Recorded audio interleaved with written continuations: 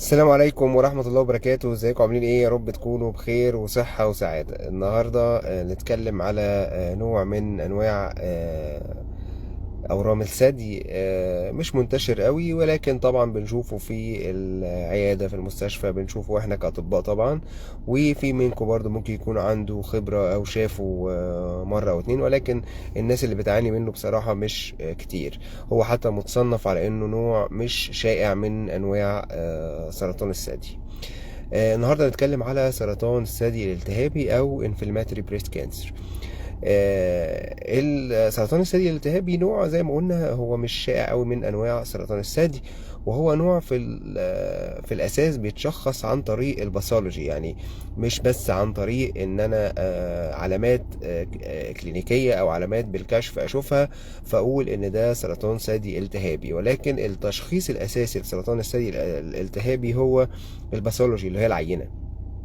يعني عينة الباثولوجي هتيجي تقول لي والله في انفلاماتوري سيلز او في انواع معينة كده من خلايا الليمفوسايتس اللي بتبقى بتهاجم بقى الخلايا السرطانية في مكان الورم ده، بيحصل زي تفاعل بقى بين خلايا الجسم المناعية والخلايا السرطان، فبيظهر بقى ممكن احمرار او التهاب في الجلد مع انسدادات في شوية أوعية دموية أو في أوعية لمفاوية، فتعمل المنظر اللي احنا ساعات بنشوفه في سرطان الثدي الالتهابي، اللي هو يبقى الجلد سميك ومحمر او لونه عامل زي البرتقانه، والجلد يبقى خشن شويه، والجلد يبقى سميك وكأنه فيه ورم او كأنه وارم شويه كده سميك يعني.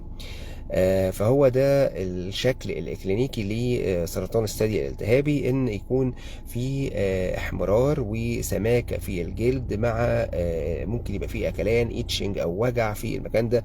وغالبا أصلا كتل الثدي عموما منها طبعا لو اللي هو الكتل السرطانية ما بتبقاش مؤلمة في العادة يعني، ولكن سرطان الثدي الالتهابي الموضوع بيختلف معاه شوية. ممكن زي ما بقول كده جزء من الثدي يتغير من تلت لنص جلد الثدي شكله يتغير، يبقى حاجة احنا بنسميها كده حاجة اسمها بودورانج، يعني الجلد عامل زي قشرة البرتقانة، محمر او لونه برتقاني منقط كده احمر بيحرق بيوجع عايز تهرشي فيه. المنظر العام كده بيبقى شكله كأنه فيه التهاب طبيعي. طب هل كل منظر في الثدي كده اللي هو الثدي يبقى مثلا مزند او احمر او بيوجع او فيه التهاب او هرش، هل ده يعني سرطان ثدي التهابي؟ لا طبعا. اسباب كتير جدا بتؤدي الى المنظر ده، وخاصه الستات اللي بترضع او كانت بترضع من فتره قريبه ممكن يحصل التهاب في الثدي، ممكن يحصل ابسس اللي هو خراج في الثدي، ممكن يحصل حاجه اسمها ماستايتس يعني التهاب في اغشيه الثدي والقنوات اللبنيه عموما. فطبعا ما تتخضش كل واحدة تسمع ان ممكن الثدي بتاعها يكون بيوجع او مؤلم او حصل فيه تغيرات في الجلد زي ما قلنا او حتى افرازات. الحاجات دي كلها مش معناها وجود ورم سرطاني طبعا، ولكن لازم نكشف في الحالات دي عشان نستبعد اي حاجة وحشة، واي حاجة بعد كده بيكون علاجها سهل ان شاء الله. نرجع تاني لسرطان الثدي الالتهابي، وهل هو له خصائص معينة؟ يعني احنا قلنا كده دلوقتي التشخيص بتاعه بيكون بالشكل الأوضح عن طريق الباثولوجي أو العينة، هي اللي بتقول لنا الخلايا المناعية أو الليمفاوية أو الالتهابية دي شكلها عامل ازاي، وهل هو فعلا سرطان ثدي التهابي ولا لا. في منه طبعا بقى بتختلف خصائصه، هل هو هيرتو بوزيتيف ولا لا، ولا نيجاتيف، ولا اي ار وبي ار نيجاتيف ولا لا. انا كتير من الحالات السرطان الثدي الالتهابي اللي شفتها كانت ثلاثي سلبي، شفت كتير، مع ان الابحاث بتقول انه الهيرتو بوزيتيف اكتر في حالات سرطان الثدي الالتهابي. يعني انا شفت اكتر من حاله سرطان ثدي التهابي ثلاثي سلبي، ولكن الابحاث بتقول ان نسبه الهيرتو اللي هي اصلا المفروض نسبه ما تعديش 25 30% من حالات سرطان الثدي، بتبقى اكتر نسبتها في سرطان الثدي الالتهابي. يعني المفروض سرطان الثدي الالتهابي يبقى هيرتو بوزيتيف، لكن انا شفت برضو تريبل نيجاتيف كتير. الاي ار والبي ار مفيش حاجه معينه اذا كانوا بوزيتيف ولا نيجاتيف، مع سرطان الثدي الالتهابي ممكن يطلع كده وممكن يطلع كده. بعد كده بقى طبعا بنحدد بقى مرحله الورم زي ما احنا متفقين وتعلمنا قبل كده كتير من الفيديوهات اللي فاتت كلها. سواء بقى طبعا لو الورم واصل للجلد زي ما في سرطان الثدي الالتهابي وعامل مشكله في اكثر من تلت الثدي، دي بنعتبرها تي 4.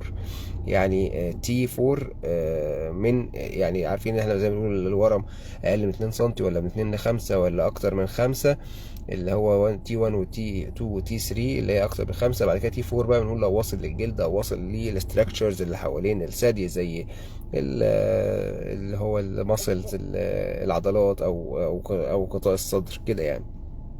ولكن لو هو وصل طبعا للجلد وعامل الحركه اللي احنا قلنا عليها البودورانج اللي هي تغير في الجلد باكتر من تلت نسيج الثدي، دي بنعتبرها تي 4.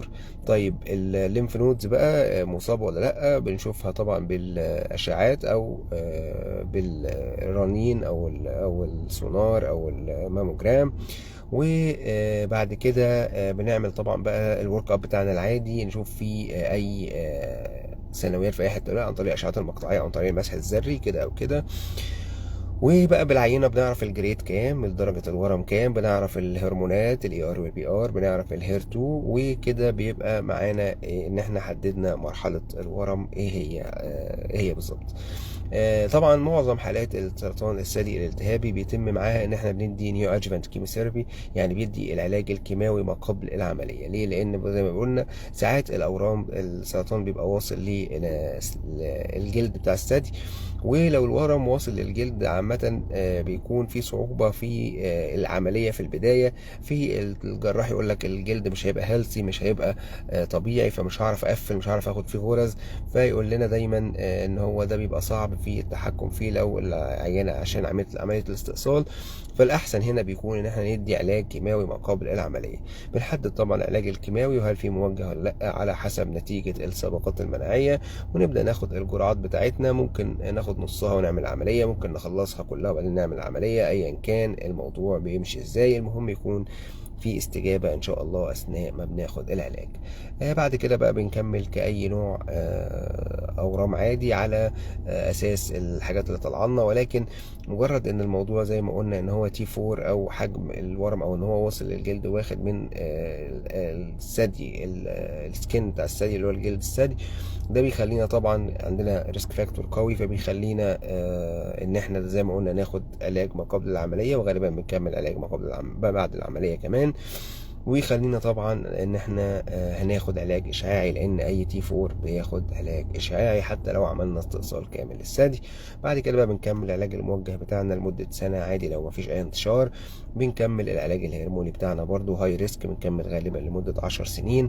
لو الوضع لا قدر الله فيه انتشار في اي مكان فبنعدل خطه العلاج على اساس الانتشار ده، وبنشوف هندي العلاج ازاي من البدايه، هل ندي كيماوي وبعدين برضو هرموني، ولا ندي موجه، ولا ندي ايه، على حسب التحاليل بتطلع ازاي.